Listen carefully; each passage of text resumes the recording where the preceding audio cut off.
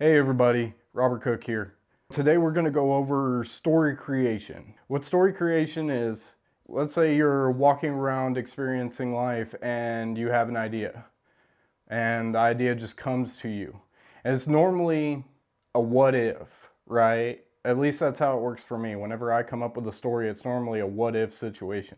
I'll see a story on the news and I'll go, man, what if this happened instead of that happened? I will see somebody walking down the street and I'll wonder, what's their story? What if, what if something happened to them right now that caused them to completely change their life forever? And that's normally how stories are conceived. Now, the important thing is when these what if questions come about, that's around the time when you need to have a notebook or your phone or something and jot it down as a question. What if blah, blah, blah, blah, blah. The easiest way to conceptualize a story is to make it believable, but make it different, right? Now notice I didn't say original. It's very, very, very difficult to come up with something original nowadays. All the stories that can be told have been told for the most part. I'm sure somebody's gonna make me a liar. I hope somebody does and comes up with something completely original, but for the most part, the way we tell stories, all the stories have pretty much been told up to this point that can be told, originally speaking. But what you can do is you can make it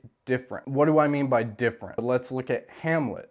Right? So the Shakespearean play has been turned into multiple different films, both live action and animation being The Lion King. Spoiler alert, if you have not seen The Lion King, number one, why are you living under a rock? And number two, it's Hamlet.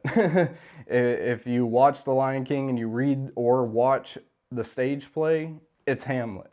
Okay? But how did they make it different? Well, Lion King made Hamlet different by one, taking it out of the stage play medium and putting it into an animation film, a family movie. There's actually a recent up-to-date version of this out right now. It's called The Northman. Take an idea, and if you see that it's the same thing as something else, just make it different. Don't worry about originality. You'll kill yourself mentally by trying to come up with an original story. I'm not saying it's not possible. It'll just be very, very, very difficult. I'm sure it'll take years to come up with an original story that can be told. Big things to keep in mind whenever you're talking about story conception is, like I said, make it believable, make it different, have a good idea of who your characters are, just the bare genetic basics. Like, I have one male character, a female character, and a bad guy character. Keep it as simple as possible, especially if you're just getting started. It'll make the story conception a lot easier.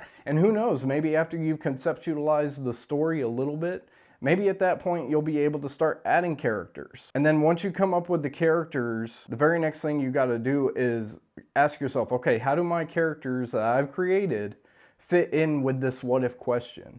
And that's when the real story comes out. Like, breaking it down bare bones, a story is this happens to this or these characters and they end up growing or diminishing like this, and by that point you're already finished with the film. And it's all about the different obstacles that they face. And when it comes to conceptualizing, start thinking about some obstacles. Start thinking about, okay, let's say, just off the top of my head, I wanted to make a movie about a struggling filmmaker who can't seem to get the right help, and he's got a friend who's there for him, but only on temporary basis. And so right there I got two characters, and the bad guy is a big budget studio who, like, this filmmaker comes up with a story, he wants to get the story made and released, but the big budget studio doesn't want it to happen because it would be a major competitive factor for them because the story is just all that great. Now let's take that, right? So what would happen? What is the what if scenario of that? Filmmaker comes up with a really, really, really good story and he wants to make it and release it and distribute it, but the big obstacle is the big budget studio doesn't want him to do that for fear that they will, it creates new competition for him and they don't want to deal with it. And his friend comes along and helps him throughout every step of the process because, maybe we can make it like a Merlin or Gandalf character. Maybe this guy has been in the film industry for forever and he wants to help this newcomer succeed by giving him all the tools, tips, wisdom, and advice that he can. We got the hero, We got the kind of wisdom character, and we got the antagonist. We have the story blocks pretty much all laid out. Filmmaker wants to make a great movie and distribute it. Wisdom character wants to help said filmmaker do it because he feels like the world needs more independent original content versus the studio releasing the same stuff over and over and over again.